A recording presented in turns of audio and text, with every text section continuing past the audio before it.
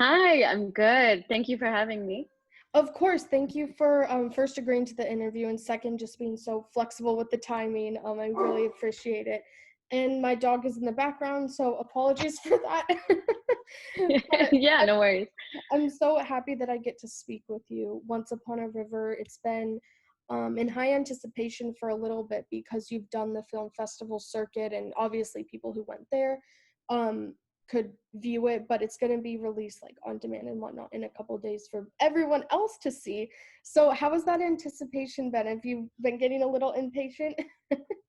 Oh, yeah, it's been a long time coming, but I think, I think this is a good time for it to be coming out. I think, with everything going on, it's a little, sensitive time, but Yeah. I think the film's, about compassion and empathy, and so in a time when we really need that, I think it's a really good time that it's coming out. So I'm very excited.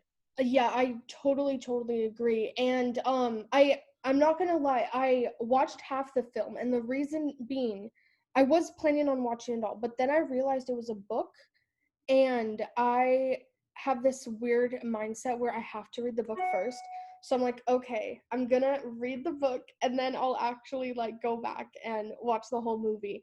But from what I could see already, like obviously I can already tell just from the half that I did watch, you're a brilliant actress and you're actually somewhat new to this industry.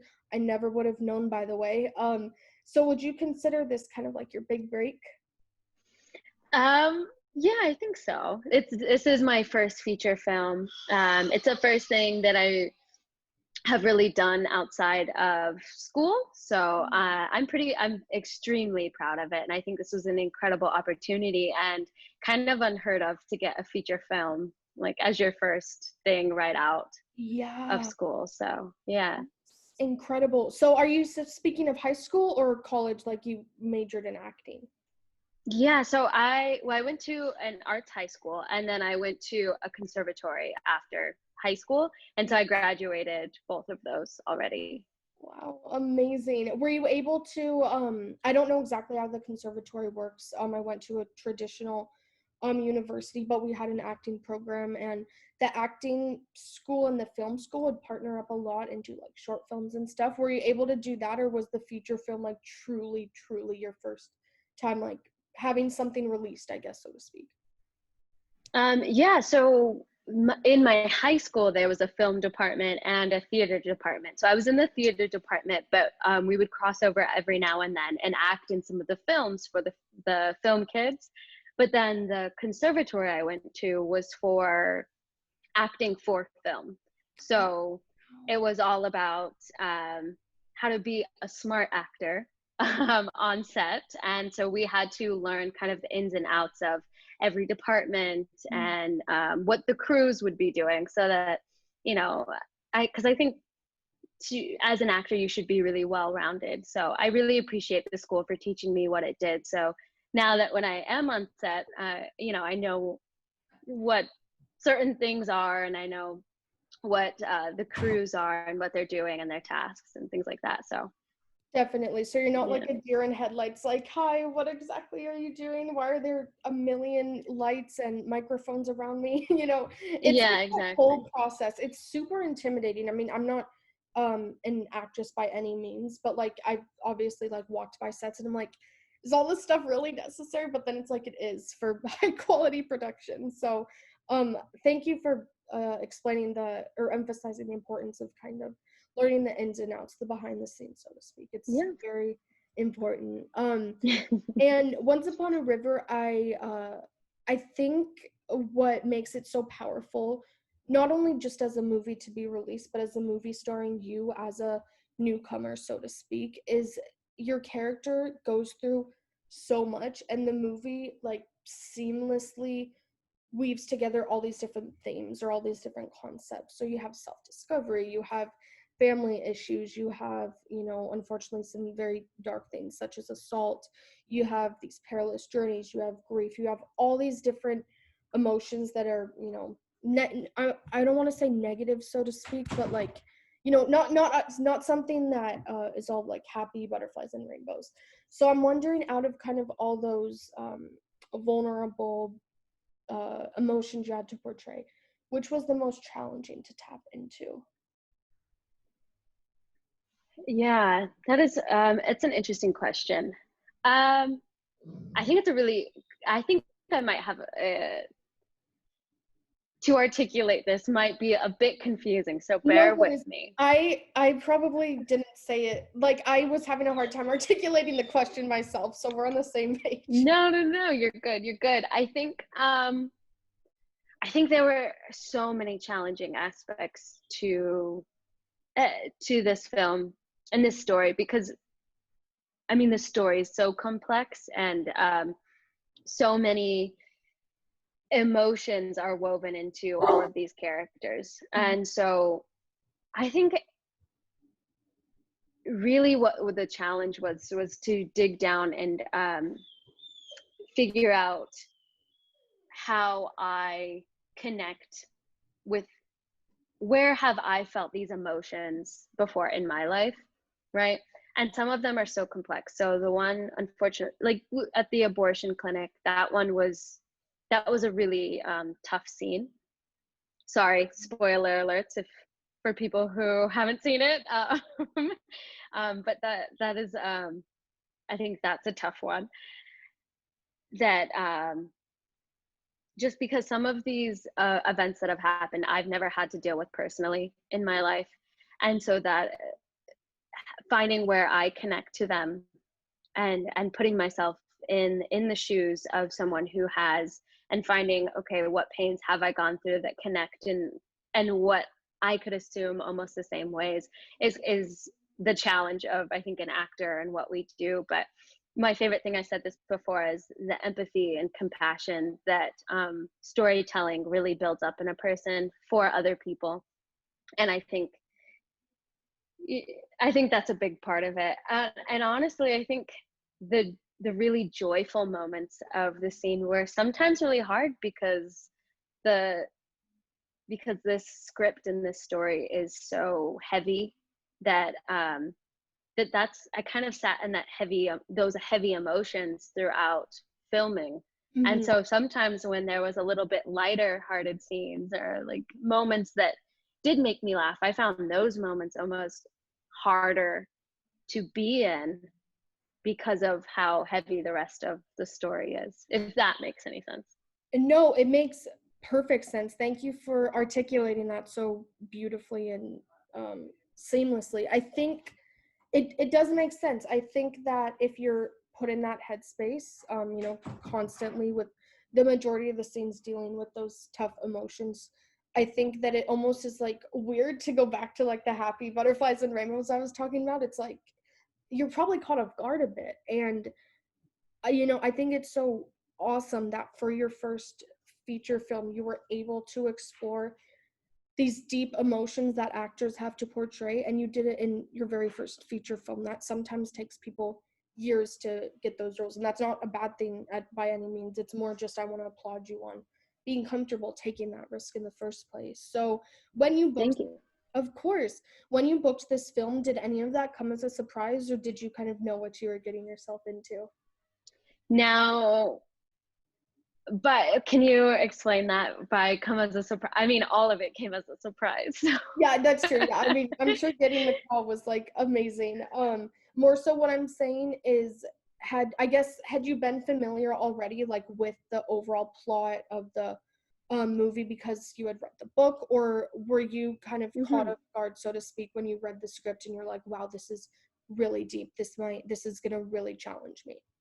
Yeah, so when I did the audition, I hadn't read the full script. They just give you bits and pieces. So I did that. But then I had a screen test. So the director, Harula Rose, who I love, she flew out to New York and we did a screen test. So they see how I look on screen and we kind of play around with some of the scenes. And then I didn't know if I had gotten the role, and they sent me the entire script so I could read it over.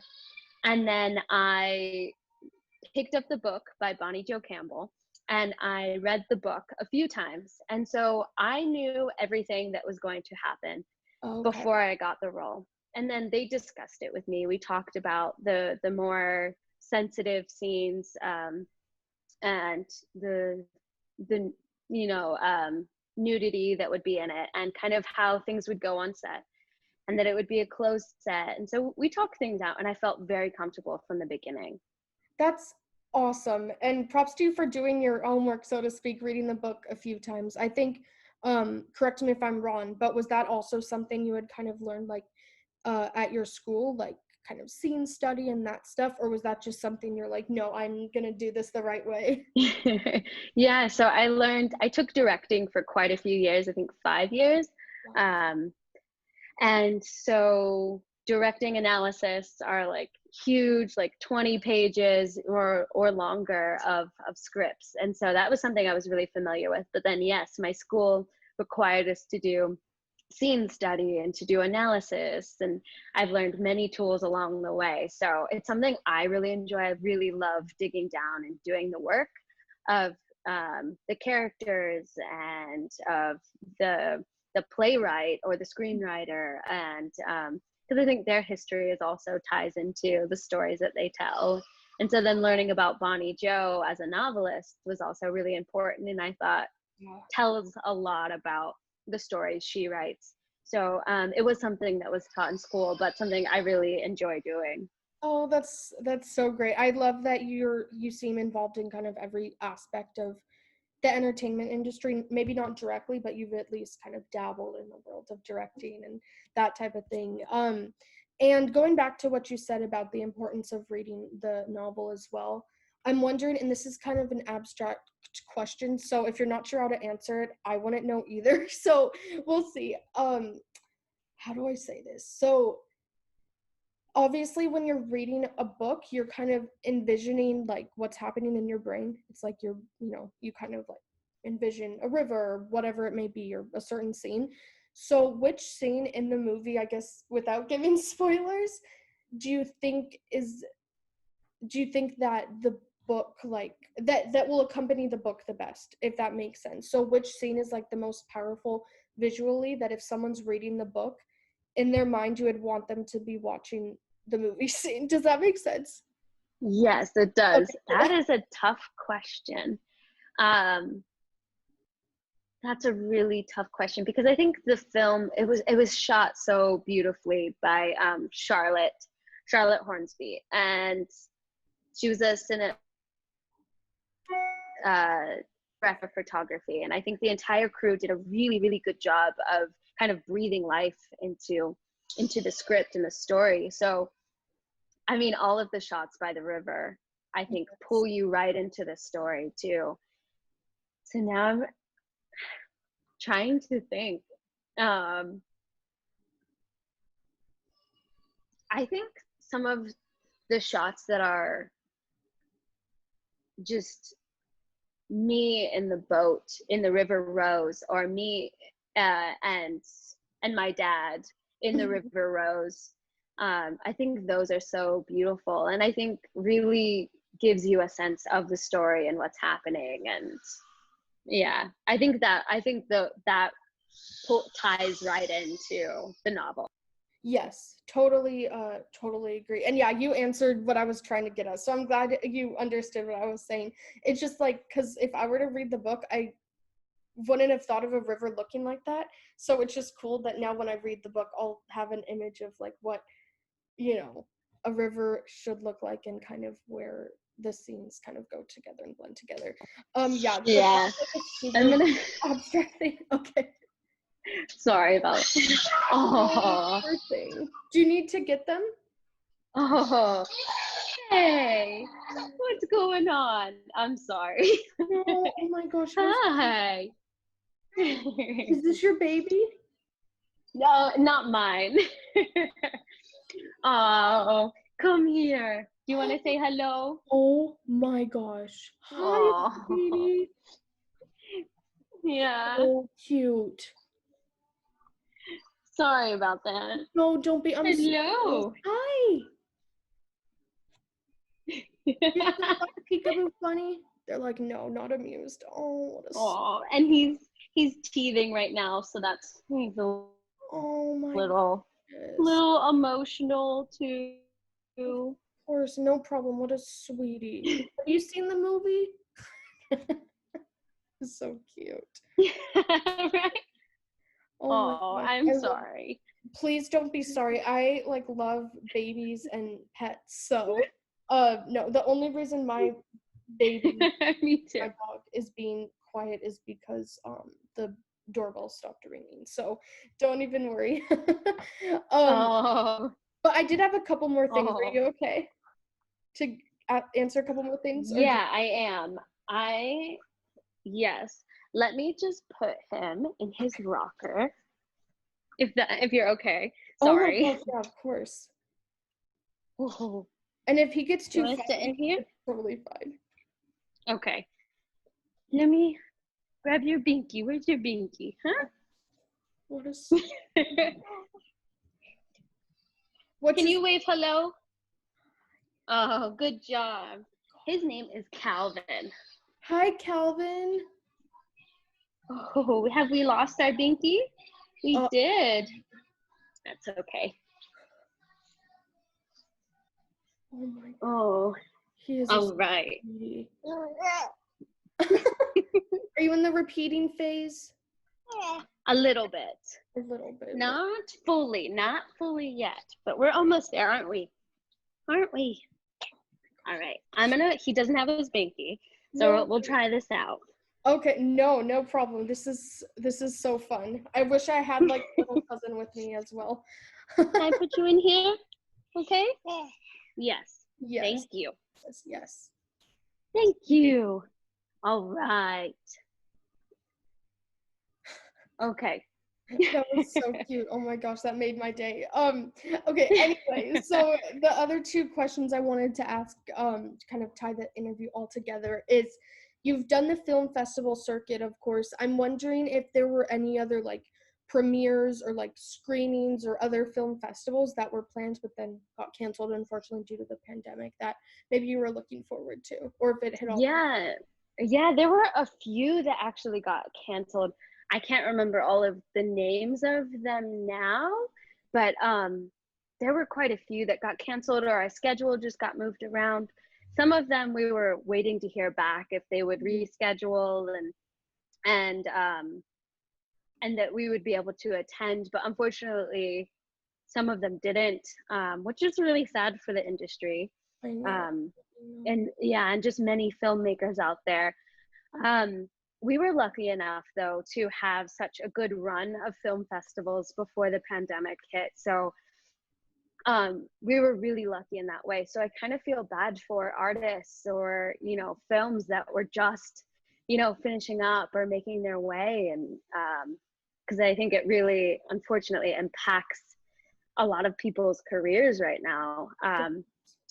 We are lucky though that some film festivals are doing the virtual cinemas and things like that. So we are able to screen. So we've done a few screenings recently. We have a Chicago premiere tonight, which is really exciting. So yeah, we have a few things coming up, and then just our cinematic release on Friday, which we're all extremely elated about. Yes, everyone needs to watch this movie. Don't be like me who has this weird mindset of I need to read the book first. You know what? Maybe this will finally be my exception. I don't think I've ever done this before. I'm sure I have, I just can't remember. But like I feel you. I'm reading Dune right now, so because I know that's coming out soon, so I completely understand that. Yeah, but from what I see, like I said, like I loved it, and I'm excited to watch the whole thing once I do read the novel.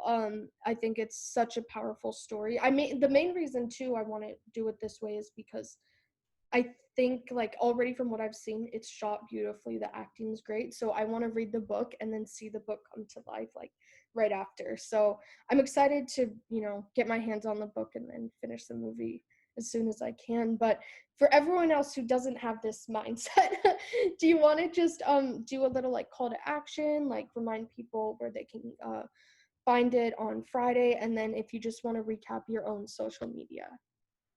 Yeah, sure. Okay, I'm sorry. Give me 2 seconds. Calvin, I'm almost done, okay? Sorry. Oh, please don't be sorry. Yeah, little guy, you want some of these? Okay. All right. So yeah, just recap and just give social media and things like that. Is that what Yeah.